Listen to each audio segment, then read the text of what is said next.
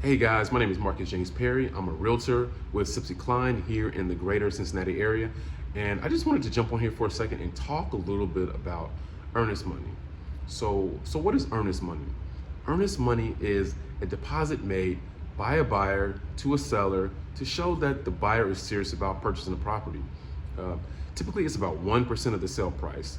So, for instance, if the home that you were looking to buy is around $300,000, then $3,000 would be an appropriate earnest money deposit. It's submitted to one or two places, either the title company that you're working with, or my preferred method, an Ohio real estate broker like Sipsey Klein.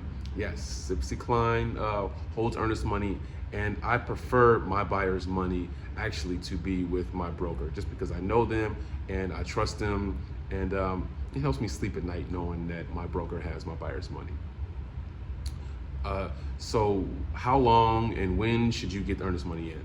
So typically, earnest money, unless otherwise stated, is within 3 days of an accepted offer, beginning the day after the contract acceptance date. So if our our offer is accepted today, then tomorrow would start day one of us getting that money in. What's important to know that if we don't get the earnest money in within that stated period, then the seller has a right to terminate the contract at any point after that stated period and before a deposit's made. So it's important for us to get that earnest money in early, get it on time.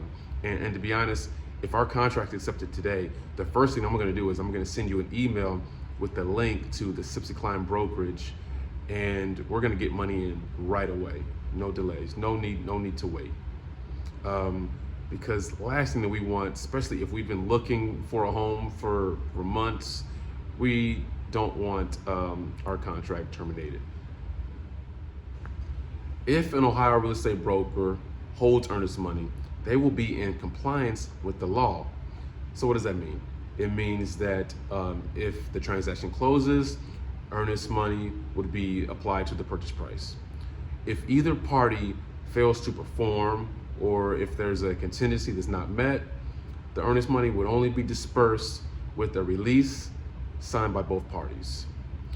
If there's a dispute between the buyer and the seller regarding the disbursement of earnest money, the broker would hold the money in a trust until there's either written instructions signed by both parties specifying to who the money should be dispersed, a final court order specifying who the funds should be awarded to, and finally, if after 2 years there's no resolution, there's no award letter, then the earnest money would be automatically given back to the buyer with no further signature required by the seller. In the event that an Ohio real estate broker is not used and instead title is used to hold earnest money, then things might be different, and they will have their own terms as to the disbursement of earnest money. And the last thing that I'll say is that in the event of a dispute, both parties should know that it's not the realtors. We don't decide who gets earnest money, who gets this much, who gets that much, and the loss of earnest money might not be the either party's sole remedy for failure to perform. So if you want to talk more about earnest money or talk more about the contract, feel free to give me a call.